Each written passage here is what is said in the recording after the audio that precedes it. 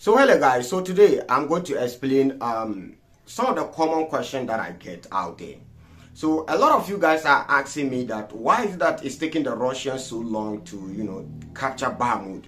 Some ask me that, Timo, are you really sure that the Russians are going to win this war? I keep telling you guys that the Russians are going to win this war. It's just a matter of time. Let us look at the Russian style of warfare. The Russian style of warfare is an attrition war. They don't engage in maneuver war. The Russians always fight their wars in attrition. And now, looking at a place like Bakhmut, let's go back to Second World War. Now, in Second World War, Germany or the Nazis, they took over Crimea. Crimea was once part of the Russian Empire. They gave it to Ukraine. So once in Second World War, the Germans took Crimea. But the Russians didn't waste their time fighting the Germans in Crimea. They are not interested in territory. They left Crimea for the Germans. And they focused in Stalingrad, just like the Battle of Bakhmut. So the Russians focused their troops in Stalingrad and they defeated Germany in Stalingrad and followed Germany all the way to Berlin and defeated Germany.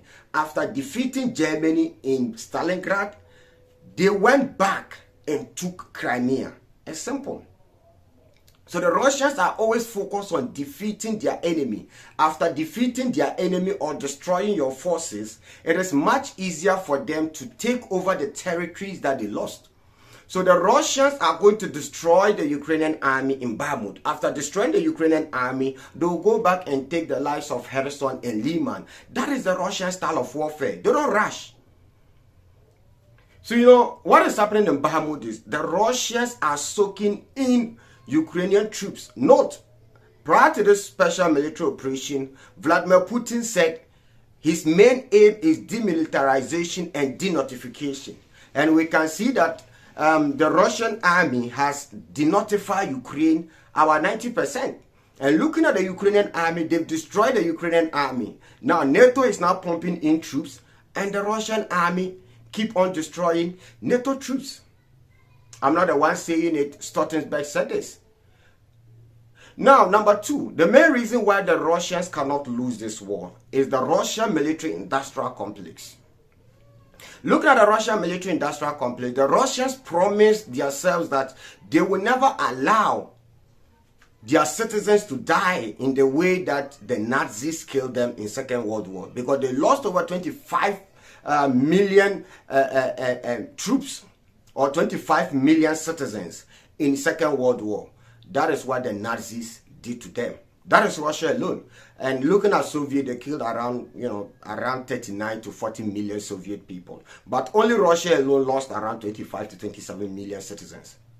So looking at the Russian military-industrial complex, Russia will never run out of weapons.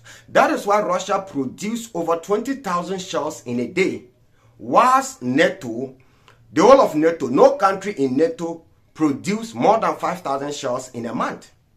Yes, not more than 5,000 shells in a day, right? Nobody in NATO.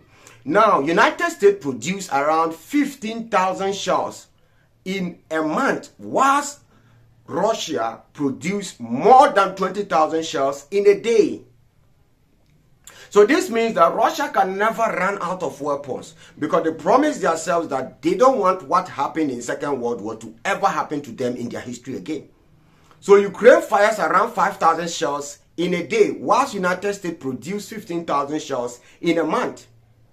So whatever United States produce in a month, Ukraine use it in just 3 days. So United States is forced to bring weapons from the Middle East to Ukraine. They brought weapons from Israel. They have to take weapons from Japan. They have to take weapons from South Korea. They have no option because they cannot meet the demands that the Ukrainian people need in the battlefield. So Russia fires around 15,000 shells in a day, whilst Ukraine fires just 5,000 shells in a day. So Ukraine and NATO is outgunned on the battlefield. The Western media narrative is Ukraine is winning, which is a lie. You can all testify to the fact that Ukrainian people are losing a lot of men on the battlefield. Now Ukraine force citizens, they put guns on their heads and force them to fight. This is what the Ukrainian people are doing. They are forcing citizens, they put them in uniform and ask them to go to the front line in Bakhmut. The average Ukrainian soldier have only 4 hours in the front line to die. So if you are sent to the front line, you have only 4 hours and you'll be killed. This is what is happening. This is exactly what is happening on the battlefield. But they're not telling you the truth. And Russia, number 3, Russia is not using their full military might. They see what is happening in Ukraine as special military operation and not war. We call it war, but they call it special military operation. And I believe that that is the right word to use. But, you know, we keep using the word war. Now, Russia have an army of 1.5 million. And they are using less than, I repeat, less than 500,000 in Ukraine. So Russia can mobilize additional over 1 million men if they want to mobilize. They are not using not just anybody, not civilians. These are all reservists. They served in the military before. They had military training, over 1.5 million men. And Russia is using just less than even 50,000 in Ukraine. 500,000 in Ukraine, sorry. They only recruited they mobilized just 300,000 reservists. So they have additional 1.2 million reservists. And they are not using these reservists that, you know, they mobilize. They are still using the Donbass militia. They are using the Wagner group. And they are using, you know, volunteer fighters. So Russia is not using his army yet. His army is still resting. So NATO is out of men. They are out of options. They are out of weapons. While Russia still produce a lot of weapons, they still have men there that they are not using.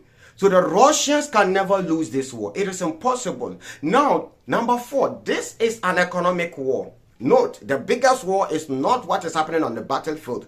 The biggest war is the economic war. I repeat, the biggest war is the economic war. And Russia has managed to destroy the United States dollar. Now, what makes United States dollar powerful is the petrodollar system, which Saudi Arabia played a key role in the petrodollar system.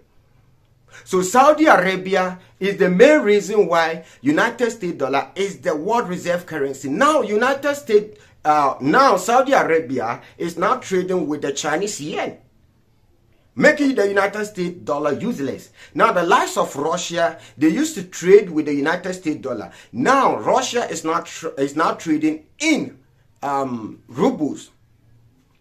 United States said they were going to sanction Russia and give the Russian economy a bloody nose. But, you know, the Russian ruble became the best performing currency in the year 2022. Russia is now selling more oil and gas, meaning they cannot lose the war, meaning they have more money to, you know, fund the war. So it is impossible for Russia to lose the war.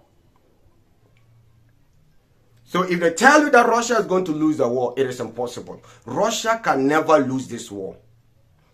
So if you enjoy my video, make sure to subscribe to my YouTube channel. You can share my video. My videos are free.